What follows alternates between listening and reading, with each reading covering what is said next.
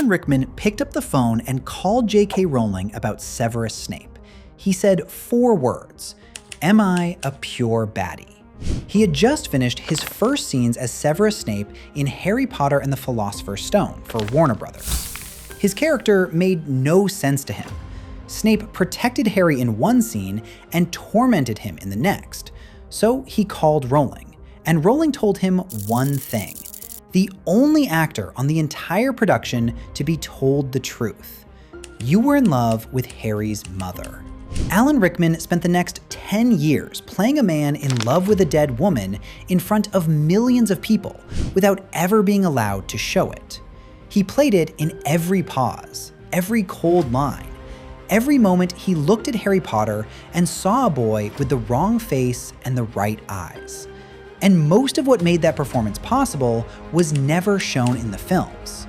Today, we go through everything J.K. Rowling wrote about Severus Snape that the Warner Brothers Harry Potter films never showed you. Chapter 33, The Prince's Tale in Harry Potter and the Deathly Hallows, is 33 pages long. Director David Yates condensed it into 3 minutes. This is what those 3 minutes left out. Drop a comment right now if you want to know why Alan Rickman's performance is one of the greatest in film history. Let's go. Part 1. The boy who rehearsed his first meeting. Severus Snape was born on the 9th of January 1960 in Spinner's End, a working-class suburb of an industrial town called Cokeworth. His father, Tobias, was abusive. His mother, Eileen Prince Snape, was neglectful. Snape would later call himself the Half-Blood Prince, after his mother's maiden name, Eileen Prince.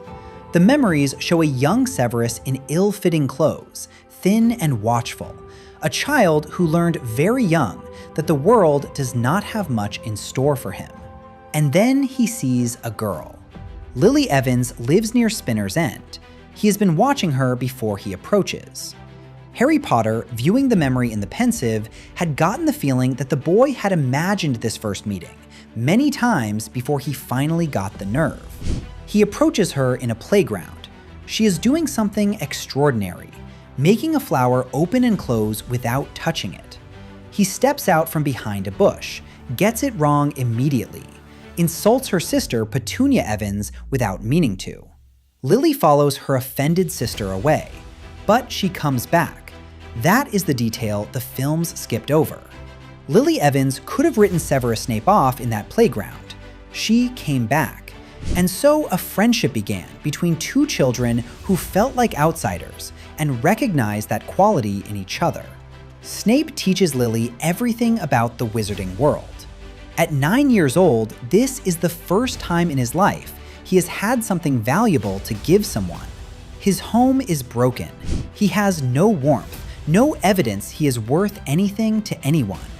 And then there is this girl who listens to everything he says with her whole face lit up. Part 2. Sorted Apart. When they arrive at Hogwarts School of Witchcraft and Wizardry in September of 1971, the Sorting Hat places Lily in Gryffindor and Severus in Slytherin. She is at the same table as James Potter, who mocks Snape from the very first day on the Hogwarts Express. What follows is years of James Potter and Sirius Black bullying Snape in the corridors of Hogwarts. And Snape does not help himself. He is developing a passion for the dark arts and making friends among future Death Eaters.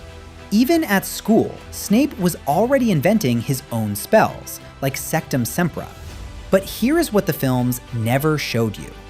Through all of it, Snape and Lily are still close. For 4 years. She challenges him on his choices. She calls him out. She is the only person who tells him the truth about himself. She is his only moral compass. And then, near the end of their 5th year, James Potter humiliates Snape in front of the whole school. Lily comes to find him afterward. She tries to help. And Snape, humiliated beyond endurance, calls her a mudblood, the worst word in the wizarding world, said to the only person who had ever been genuinely kind to him. He apologizes immediately, but Lily has heard him use that word for years about everyone else. She knows now that in his worst moment, when everything else falls away, that is who he is. She walks away and does not come back. This is the axis around which everything in Severus Snape's life turns. Before this moment, there was a chance. After it, there is only consequences. Without understanding this moment, nothing Snape does for the next 20 years makes any sense. Part 3. The decision that destroyed him. After Hogwarts, Snape joins Voldemort's Death Eaters. He is brilliant and desperate to be recognized as powerful by someone. Then, in the summer of 1980, Snape overhears the beginning of a prophecy at the Hogshead Inn in Hogsmeade. Sybil Trelawney is delivering it to Albus Dumbledore. A child will be born with the power to defeat the Dark Lord. Snape takes what he hears to Voldemort. When he finds out that Voldemort has targeted the Potters, he goes to Dumbledore and begs him to protect Lily. He will give anything. Dumbledore agrees to try. Voldemort goes to Godric's Hollow anyway. Lily Potter dies on the 31st of October, 1981, protecting her son. She is 21 years old. Snape finds her body. The films showed you the aftermath. They never showed you that the prophecy Snape delivered to Voldemort was the chain of events that led to her death. He lives with this for 17 years in the same school, looking at her son every single day. Part 4. Always. After all this time, always. Albus Dumbledore asks Severus Snape, years after Lily's death, whether he still loves her. Snape casts his Patronus. A silver doe emerges, the exact same form as Lily Evans Potter's Patronus. After all this time, says Dumbledore? Always, says Snape. That word, that one word. This is what J.K. Rowling told Alan Rickman before the first film began production. She confirmed it on Twitter in 2016 after his death. I told Alan what lies behind the word always. Rickman kept that secret for 15 years. He played it in every pause, in every cold look at Harry, in the way he said the boy's name, in the way he never once softened even when you could see something moving underneath the surface. And then he died looking at Harry's eyes, the only part of Lily he could still see. Part 5. What Paapa Essiedu inherits. The HBO Harry Potter series has cast Paapa Essiedu as Severus Snape, a Ghanaian British actor who became the first black actor to play Hamlet for the Royal Shakespeare Company in 2016 at just 25 years old. An Emmy Award winner, a man who received death threats and racist abuse before the series even began production.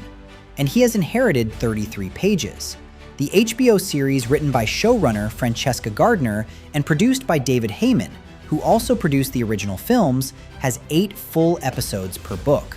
More screen time for a single novel than all 8 Warner Brothers films combined.